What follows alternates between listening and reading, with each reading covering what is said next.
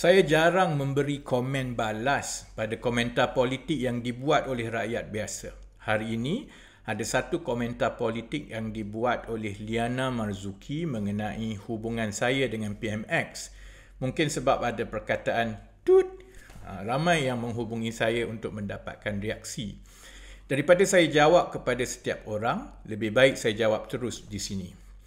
Yang saya setuju, pertama, bahawa apa yang berlaku dalam pemilihan PKR yang lepas itu memang satu perancangan. Kedua, bahawa memang ada pertembungan di antara saya dan Datuk Seri Anwar Ibrahim.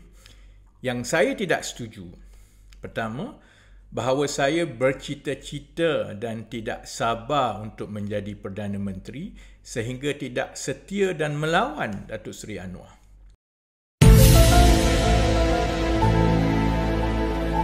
Kedua, bahawa pertembungan kali ini mirip kepada perebutan kuasa di antara Datuk Seri Anwar dan Tun Mahathir dalam tahun 1998. Berikut adalah hujah-hujah saya. Penulis memberi gambaran bahawa pandangan saya dalam kerajaan mendatangkan masalah kepada Datuk Seri Anwar yang mungkin boleh menyebabkan beliau kalah dalam pilihan raya. Ini permulaan yang baik untuk memahami titik perbezaan di antara saya dan Datuk Seri Anwar. Secara tidak langsung, ia juga mengesahkan perkara ini tidak ada kena-mengena dengan perebutan kuasa atau cita-cita untuk menjadi Perdana Menteri seperti yang digambarkan oleh penulis. Soalnya ialah sejauh mana dan seberapa cepat kita berani melakukan perubahan seperti yang kita gagaskan di luar kerajaan. Datuk Seri Anwar selalu memberi pelbagai alasan bahawa jika perkara ini dibuat, UMNO akan marah. Jika perkara itu dibuat, DAP akan marah. Jika kita baiki perkara ini, GPS pula tidak akan puas hati. Dari situlah bermulanya keluhan beliau mengenai saya kerana beliau begitu fokus untuk menang penggal kedua, tidak kira apa harga yang perlu dibayar. Menjaga hati UMNO, DAP, GPS dan pihak-pihak berkepentingan lain itu lebih penting dari segala-galanya. Saya berbeza pandangan. PKR diberi peluang menjadi kerajaan untuk menzahirkan perubahan-perubahan. Bukan sahaja berkaitan struktur dalam aspek pentadbiran ekonomi dan sosial yang menyeluruh, tetapi membawa budaya politik yang bersih dan telus seperti yang kita gagaskan dalam agenda reformasi yang kita laungkan berpuluh tahun. Keutamaan dan kesetiaan bukan kepada batang tubuh tetapi kepada wawasan yang kita bawa. Lagipun soal kesetiaan ini sepatutnya tak timbul langsung. Tidak cukupkah puluhan tahun dari usia muda yang kami abadikan berjuang untuk PKR dan beliau yang banyaknya beliau berada di dalam penjara? Kalau saya tak setia dan mahu jawatan politik, bukankah lebih mudah untuk saya cium tangan Tun Mahathir semasa PH 1.0 dahulu, seperti mana dibuat oleh ramai pimpinan PKR, DAP dan amanah yang lain pada ketika itu?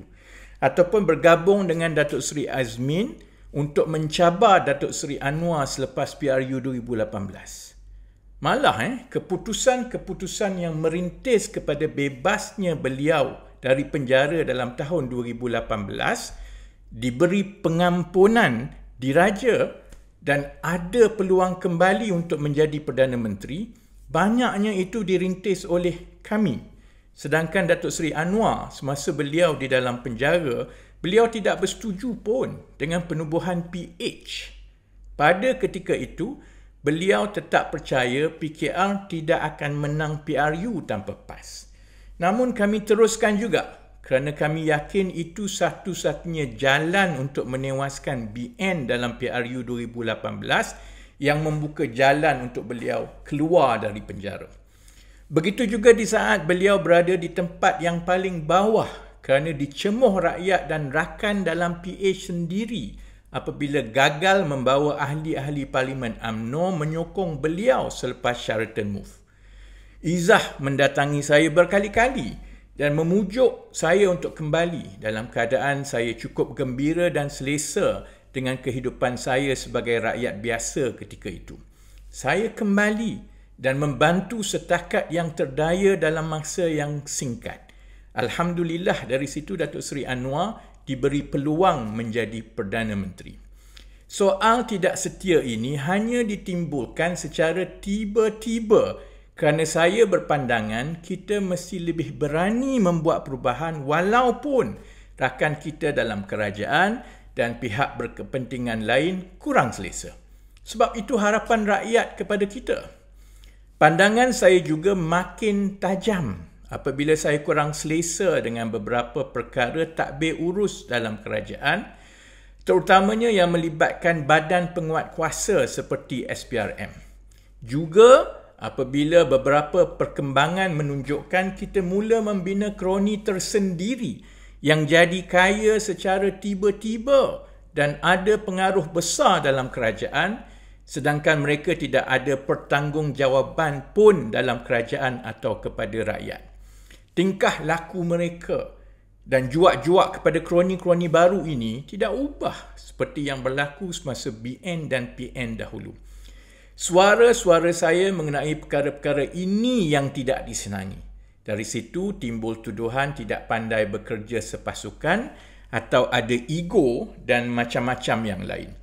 Dari pandangan mereka, kalau saya telan bulat-bulat semua ini dan mensucikan semua kerana kononnya kami semua satu parti, barulah saya tidak ada ego. Penulisan terbaru ini yang memberi gambaran bahawa saya bercita-cita besar ke arah nak sailang Datuk Seri Anwar adalah versi baru dalam cerita yang sama. Pada mulanya ada cubaan meracun penyokong PH dan rakyat. Konon saya tidak pandai jaga akar umbi. Bila saya berpendirian, kalau jaga akar umbi itu maknanya tabur duit, lantaklah kamu nak kata apa dan saya tidak akan terjebak. Kemudian ditukar pula kepada merajuk sebagai alasan untuk izah mencabar saya. Apabila saya letak jawatan dan dengan rela hati mengusungkan jawatan empuk kerajaan, walaupun ditawarkan menjadi timbalan Presiden lantikan, versi itu mati di situ sahaja. Sekarang ada versi baru. Kononnya saya mencabar Perdana Menteri kerana tidak sabar dalam mengejar cita-cita politik. Saya tidak kenal Liana Mazuki dan tidak pernah berjumpa beliau. Saya tahu beliau lebih kenal Izzah dan saya tidak salahkan beliau jika versi Little Birds di sana sini yang dirujuk oleh beliau itu hanya datang dari satu kumpulan.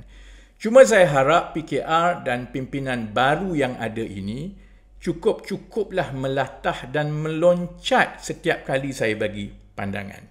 Keputusan itu telah dibuat oleh PKR. Ramai pimpinan yang ada sekarang bersekongkol dengan keputusan itu. Apabila nasi sudah menjadi bubur, adalah tidak matang untuk berharap saya akan telan bubur itu bulat-bulat seperti yang mereka kehendaki.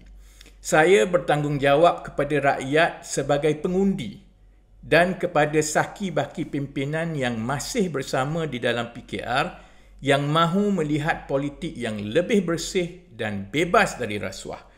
Bukan politik feudal yang bertuangkan batang tubuh. InsyaAllah, saya akan melaksanakan tanggungjawab itu sebaik mungkin. Yang selebihnya, lebih baik PKR, Datuk Seri Anwar dan saya sendiri ambil jalan masing-masing yang berlainan. Saya tidak nampak jalan yang akan membawa saya kembali ke dalam barisan pimpinan PKR di masa akan datang.